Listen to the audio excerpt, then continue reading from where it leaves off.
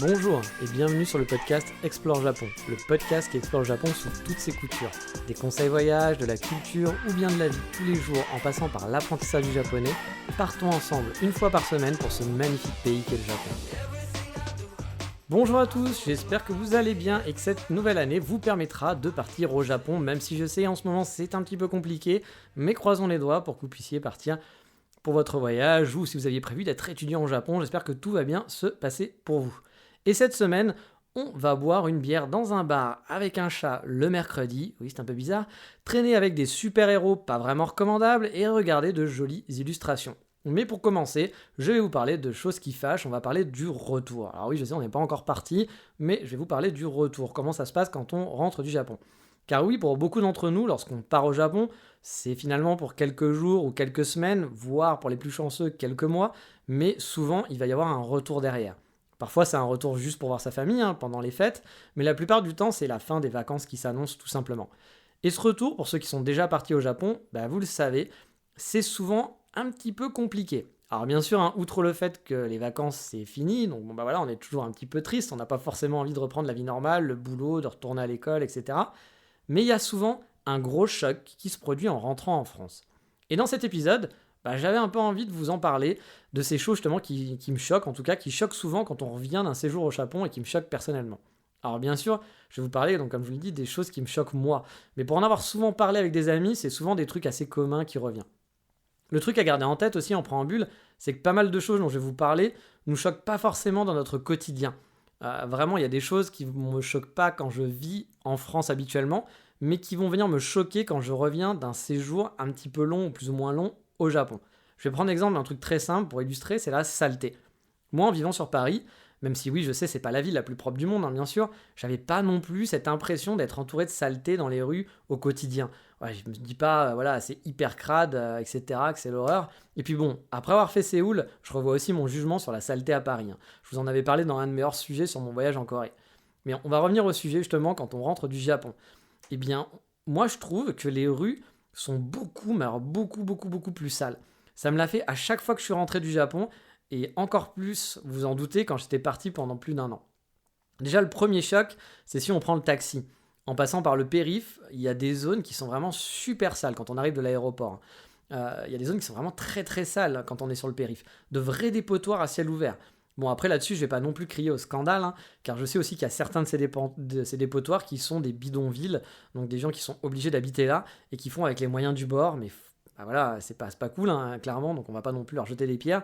Mais forcément, quand on revient du Japon, où tout est quand même très clean en général, ça choque. Vu qu'en plus au Japon, les SDF, vous les croisez rarement en fait. Ils sont dans certaines zones, ils sont souvent concentrés quelque part et qu'on va pas trop voir. Comme par exemple au Yoyogi Koen, alors qui est pourtant un lieu très touristique, mais dans le contrebas du Yoyogi Koen, on peut les croiser. Le soir, on les voit, ils sont là, ils dorment là à la place. Ils sont pas très emmerdants, ils vont pas venir vous parler, mais ils sont là. On les voit, ils existent. Mais ils sont quand même un petit peu planqués, on va dire. À Kyoto aussi, on en trouve, mais pareil, c'est très rare. On peut les voir sous le pont de la Kamogawa, par exemple, mais ça va pas être dans le centre de la Kamogawa. Souvent, ils sont un petit peu plus au nord. On va les trouver sous un pont, et encore, quand je dis on va les trouver, c'est un ou deux qui traînent par-ci par-là. À Paris, vous allez en voir beaucoup dans les rues, au final, des gens qui mendient ou des gens qui sont là. Alors attention, je dis de la saleté, je dis pas que les gens sont sales, c'est pas ça. Enfin, quoi que si, parce qu'ils n'ont pas forcément les moyens de se laver. Mais ce que je veux dire, c'est cette ambiance qui fait pas propre, qui fait pas un paysage un petit peu idyllique de vacances. Vous rentrez de vacances, tout est beau, tout est joli au Japon. Quand vous rentrez à Paris, même si quand vous vivez au jour le jour, vous vous rendez pas compte, parce que c'est la normalité, vous avez l'habitude de vivre avec ça, en fait. Vous pouvez vous dire dans votre tête, oui, c'est pas très propre par terre, les rues sont un peu sales, mais c'est normal, c'est le quotidien. Et quand on revient, moi je vous jure, ça vous fait un petit choc. Je sais pas si vous l'avez vécu vous aussi, mais ça fait quand même un choc comme ça, quoi. Il y a Nagoya aussi où j'avais vu pas mal de SDF qui étaient au même endroit sous un grand pont. Il y avait même quasiment un village, un mini village, un genre de mini bidonville, mais vraiment petit.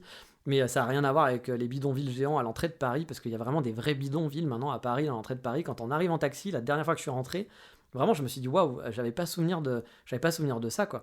Alors je sais pas si j'avais pas vraiment souvenir ou si vraiment c'est juste qu'encore une fois on a l'habitude, on le voit plus spécialement.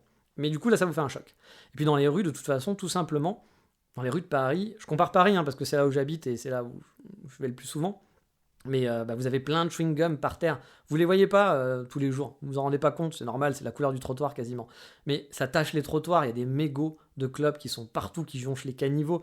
Les murs sont dégradés. Alors il y a des gens qui aiment bien, mais il y a des graffitis que moi je trouve pas forcément toujours très jolis. Il y en a qui sont plus ou moins réussis, mais la plupart du temps les graffitis sont très très moches pour ma part. Encore une fois, c'est un avis personnel, hein. On n'a pas tous le même avis là-dessus. Mais voilà, moi quand je me balade dans les rues japonaises, tout ça je le vois pas. Je vais pas avoir des mégots dans la rue, je vais pas avoir des graffitis sur les murs. Et du coup, je me le prends en pleine gueule quand je reviens en France. Et vraiment, ça me choque. Voilà, ça me choque tout simplement. Après, je suis pas outré, je suis pas en train de dire mon Dieu, c'est horrible et tout, etc. C'est comme ça, tout simplement. Mais c'est vrai que c'est quelque chose qui vous marque quand vous rentrez. Moi, personnellement, en tout cas, ça le fait. Ça l'a fait à d'autres amis. Et je sais pas si vous aussi, ça vous l'a fait, mais ou si ça vous le fera dans votre prochain voyage. Mais en tout cas, voilà, c'est un truc qu'on voit au quotidien qui gêne pas.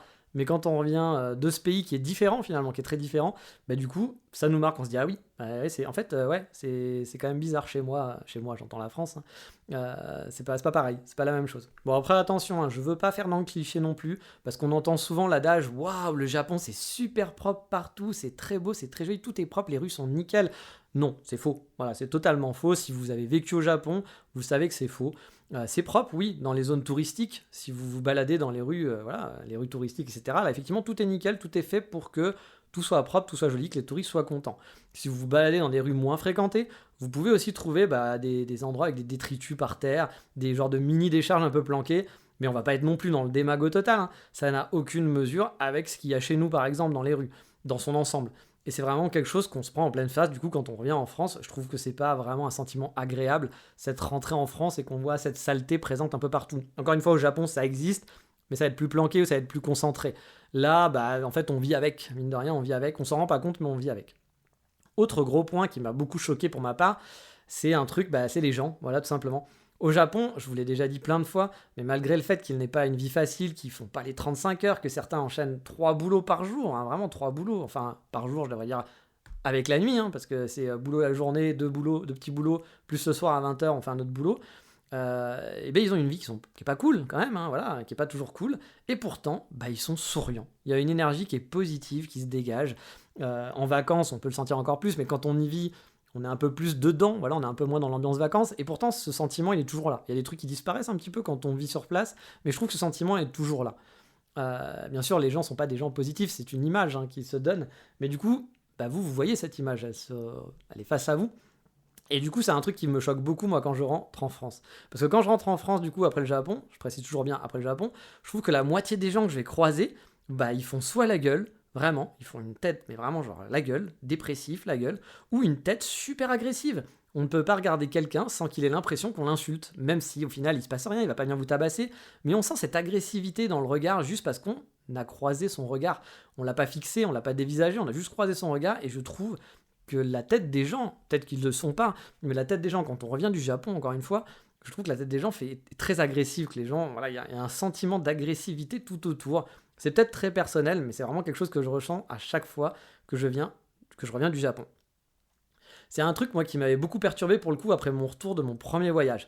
Je ressentais au final beaucoup, mais vraiment beaucoup d'agressivité, même si, comme je vous le disais, au final, personne ne m'a insulté, personne ne m'a agressé, mais c'était un ressenti global en regardant les gens que j'avais, mais pas du tout au Japon, bien au contraire, et ça, je le ressens à chaque fois que je reviens du Japon.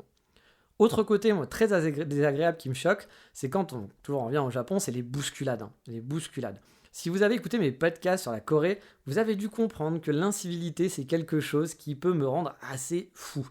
Les bousculades, ça fait partie des incivilités. Au Japon, il y a du monde dans les rues, dans les grandes villes.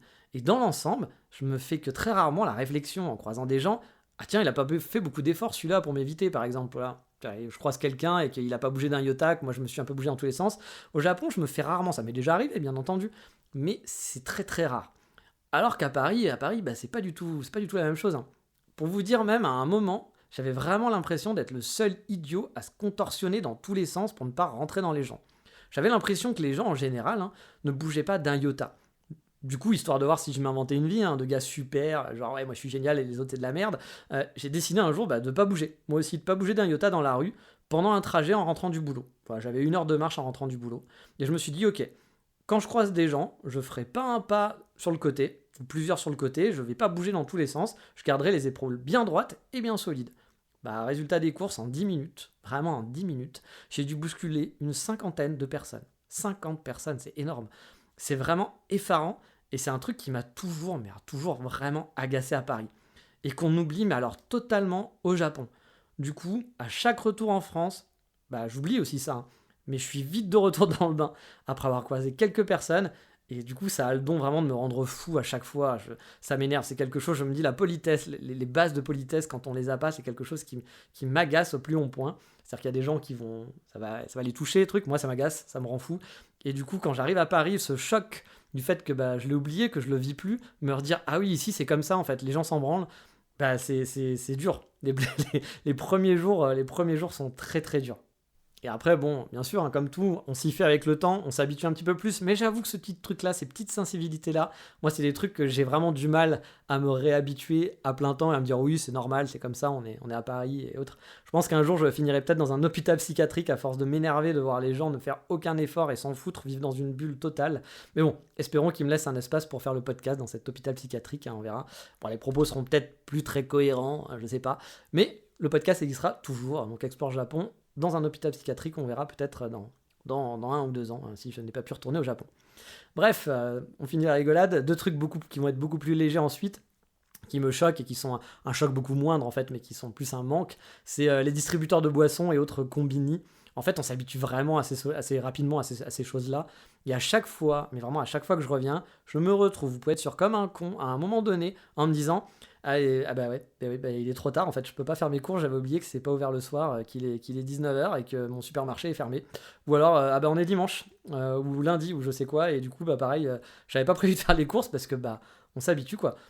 Pareil pour les boissons, hein, le nombre de fois où je suis parti me balader quelque part à la fraîche dans Paris ou en Écosse, ça m'est souvent arrivé en Écosse surtout parce que c'était beaucoup en Écosse que je me baladais et que j'étais toujours avec un énorme regret de me dire putain j'ai pas pris de bouteille d'eau avec moi, ça fait 3 heures que je marche, je suis au milieu de nulle part et je vais pas avoir d'eau avant 3 heures car j'avais oublié qu'on trouvait pas des distributeurs partout parce que ni paumé en plein milieu d'une forêt, hein, alors qu'au Japon c'est totalement possible, même si parfois on se demande qui vient ravitailler ces distributeurs quoi, qui sont paumés au milieu de nulle part, il y a quand même un mec qui vient régulièrement pour ravitailler et savoir que le distributeur est vide.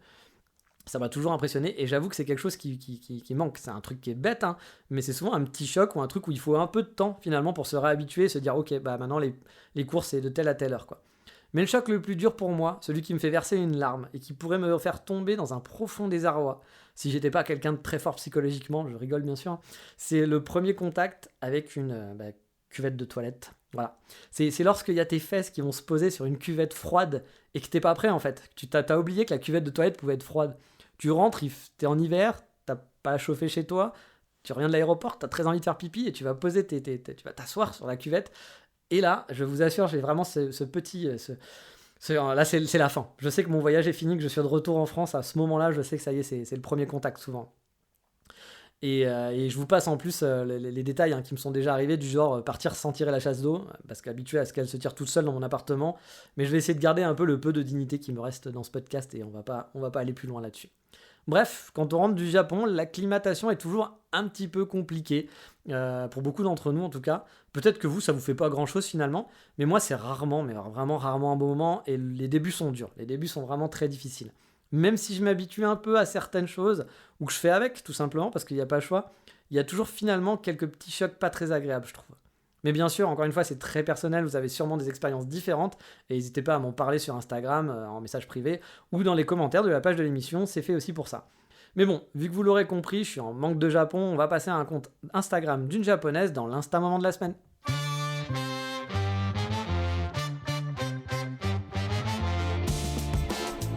Cette semaine, le coup de cœur Instagram sera pour une illustratrice japonaise, qui poste ses créations sur son compte. Alors il s'agit de Puni729 ou 729, donc Puni729. Bon, elle a déjà plus de 16 000 abonnés, ou 16 000 ou 16 millions, non 16 000 abonnés, donc vous la suivez déjà peut-être, c'est possible, mais si c'est pas le cas, ça vaut le coup d'œil. Alors, ce sont principalement des dessins de visage de jeunes femmes. Elle a l'air de bosser pour des publicités cosmétiques, etc. Donc vous voyez un petit peu le genre. Donc c'est un style bien particulier. Mais moi j'aime beaucoup le trait de ses dessins et puis les couleurs qu'elle utilise. Elle intègre aussi de temps en temps ses dessins à la vie réelle. Ça donne des compositions qui sont vraiment chouettes. C'est assez gai, c'est souriant, coloré. Bref, ça fait du bien de voir ses dessins dans son fil Instagram.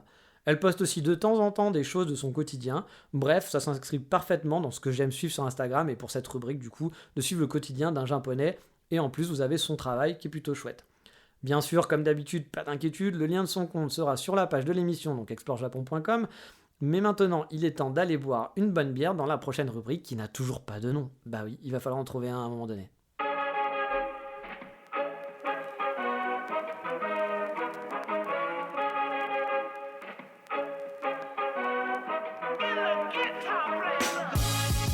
Oui, toujours pas de nom de rubrique, mais cette semaine, on va aller boire de la bière japonaise, de la vraie de vraie. Bon, vous connaissez les bières pipi, c'est sympa de les appeler comme ça, je sais, c'est pas cool. Elles sont pas si mauvaises que ça, hein. Mais bon, pour moi, la Asahi, la Sapporo Co, c'est des bières pas chères qui apportent pas grand-chose niveau goût, on va dire, au niveau de la bière. C'est comme de la Cros ou de la... C'est peut-être, enfin, c'est quand même meilleur que de la Kronenbourg, mais voilà, c'est les bières basiques qu'on va acheter qui sont pas très chères, qui fait plaisir parce que ça permet de pas trop dépenser, qui vous permettent de boire une bière, mais je trouve pas ça non plus très très chouette. Après, bon, c'est comme tout, hein, le goût et les couleurs, hein, comme on dit. Hein. Peut-être que vous adorez ça, vous adorez la Sapporo, que c'est votre bière préférée. Mais bon, c'est mon podcast, donc autant que je vous parle de mes goûts. Et il y a une marque que j'aime vraiment pas mal au Japon qui s'appelle Yona Yona, avec un Y, qui ont une dizaine de bières, en gros, à la carte. Et c'est une marque qu'on trouve parfois dans les grandes surfaces ou dans les combini. Pas toujours, mais parfois. Et une de mes préférées chez eux, c'est la Tsuyobi no Neko. Donc en traduction, si on traduit en français, ça donne le chat du mercredi. Alors, c'est un peu bizarre comme nom de bière, je vais pas chercher pourquoi elle s'appelle comme ça. Mais voilà, elle est cool. Elle a un design en plus qui est vraiment chouette. À la base, je l'avais testé pour ça, parce que j'avais vu le design de la bière un jour, et je me suis dit, tiens, il était rigolo, la canette est rigolote. Très jolie, très très design, moi j'aime beaucoup le design, donc c'était très chouette, très coloré, graphique, etc. Par rapport aux bières normales, on va dire. Du coup, je suis parti là-dessus, et j'avoue, c'est une bière que j'aime beaucoup pour son goût. Bon, là-bas aussi, vous l'aurez compris, hein, mais tout est très design au Japon en général, hein, donc vous pouvez vous faire plaisir de tester des bières, non pas par leur goût, mais juste parce que le logo ou la canette vous fait marrer. Et du coup, voilà, moi je buvais cette bière de temps en temps, que je trouvais de temps en temps aussi pas partout dans les supermarchés. Et quand j'ai appris qu'ils avaient des bars sur Tokyo, où ils servaient uniquement leur bière, je me suis dit, les zoos, pourquoi pas, un soir, si je m'emmerde, je vais tester ça. Je suis allé régulièrement sur Tokyo en vacances, même quand j'habitais au Japon, je me faisais des petites sorties d'une semaine ou 2 semaines sur Tokyo. Donc j'ai eu l'occasion un jour de me dire, allez, il y en a un où je suis, en train de me balader, allez, finissons là-bas. Donc j'ai donc testé celui qui est à Kishijoji 2-3 fois. Donc c'est un quartier de Tokyo, c'est un quartier qui est pas très loin en fait du musée Ghibli. Et outre le fait que le bar est en sous-sol, est vraiment très grand, comparé à un petit izakaya en gros, qu'on a l'habitude de voir quand on va au Japon, qu'on va aller dans un bar, on pense à izakaya. Là c'est plus un gros bar, un gros pub. En fait ça ressemble à un gros pub, en ambiance japonaise quand même, mais c'est un gros pub. C'est le genre de bar où vous pouvez venir en gros avec plein d'amis, sans problème, ou avec des tables, il y a des tables qui sont méga grandes, pardon. J'ai vu beaucoup par exemple de gens finir après le boulot, venir là-bas, qui venaient à 8-10 prendre un verre après le boulot. Il y a aussi des tables qui sont plus intimistes, pour deux, donc vous pouvez y aller avec un ami.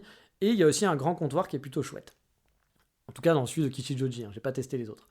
On retrouve bien sûr leur bière en pression, servie donc dans un comptoir qui est tout en rond, comme je vous disais. L'ambiance est cool. Ils font des happy hours, donc ce qui est plutôt chouette parce que les craft beer au Japon, c'est quand même pas donné. Je vous en ai déjà parlé. C'est pas du tout le prix qu'on va avoir en France ou encore moins que j'avais en Écosse. Ça sera pas le prix de ce que j'appelle la bière pipi, quoi, en gros. Mais bon, la qualité, ça se paye, même si au Japon, parfois sur certains produits, ça se paye un peu trop cher à mon goût.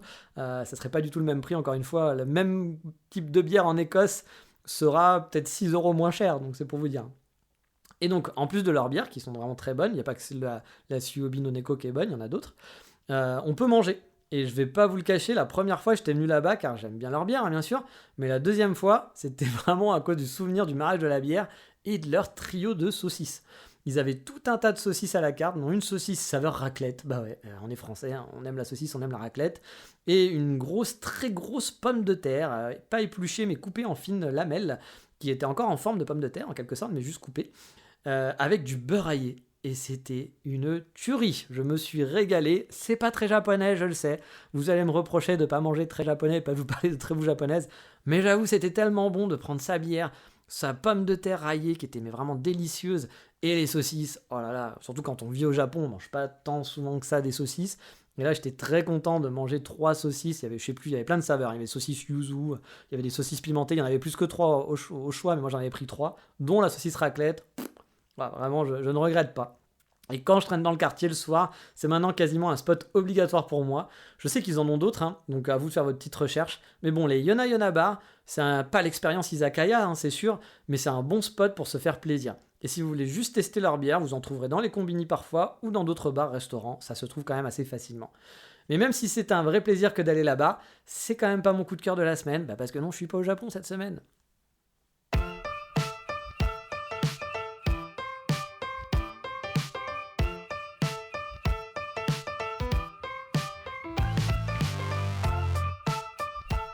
Et vous le savez maintenant, dans ce nouveau format, le coup de cœur de la semaine ne parle pas forcément de Japon, même va pas parler souvent de Japon, sauf si un livre ou quelque chose m'intéresse qui parle du Japon, mais là aujourd'hui c'est pas le cas. Je vais vous parler d'une série qui est diffusée sur Amazon Prime. J'ai mis du temps à checker un peu le catalogue d'Amazon Prime, je dois l'avouer, mais il y a quelques semaines j'ai un peu épluché le catalogue, et si je dois dire qu'il n'y a pas grand chose qui m'a motivé à me jeter dessus, j'ai quand même été curieux de regarder la série qui s'appelle The Boys, tirée d'un comics américain si je ne m'abuse. Alors The Boys, c'est les super-héros tels qu'ils sont. Car soyons honnêtes, les héros Marvel, jamais de la vie, ils existeraient dans la vraie vie. Même si on se retrouverait avec des super-pouvoirs, je pense pas qu'on serait tous des gens trop gentils qui vont sauver le monde.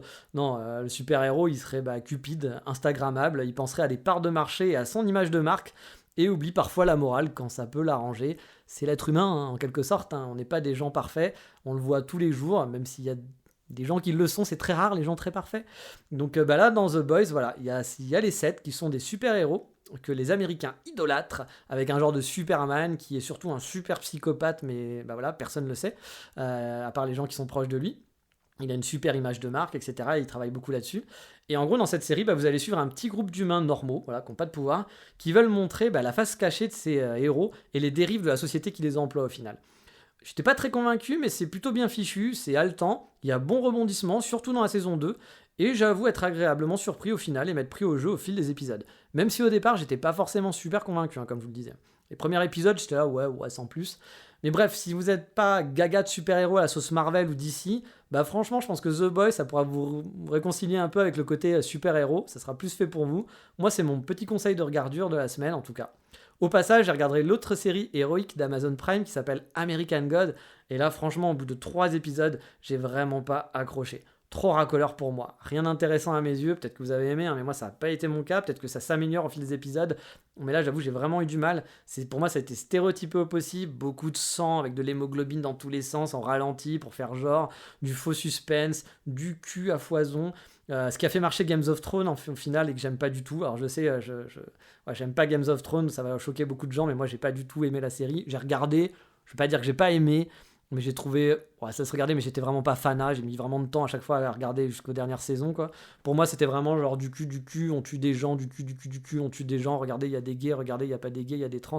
C'est le genre de série où, pourquoi pas si ça s'inscrit dans quelque chose, mais pour moi, dans Game of Thrones, ça s'inscrivait pas dans grand chose. Alors je sais, ça va crier au scandale, certains vont peut-être ne plus m'écouter parce que j'aurais touché au Saint Graal Games of Thrones, mais j'ai pas aimé, mais encore une fois, il en faut tout pour faire un monde, et je comprends totalement que les gens kiffent, et je comprends totalement qu'on puisse pas kiffer qu'on puisse kiffer ce que je n'aime pas, il n'y a pas de problème là-dessus. Mais voilà, on a fini pour cet épisode de la semaine. J'espère que ça vous a quand même plu. N'oubliez pas de parler du podcast et mettre une petite note sur Apple Podcast, ça fait toujours plaisir. Et ça permet de faire connaître le podcast ou sur une autre plateforme, je sais pas, Spotify peut-être maintenant met des notes ou autre.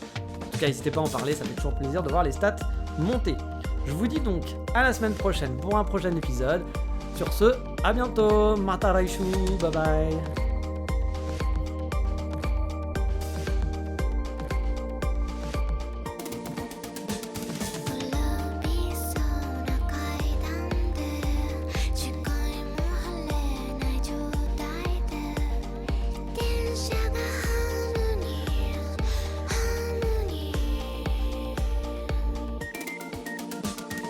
パンチのパンツに色抜きのトン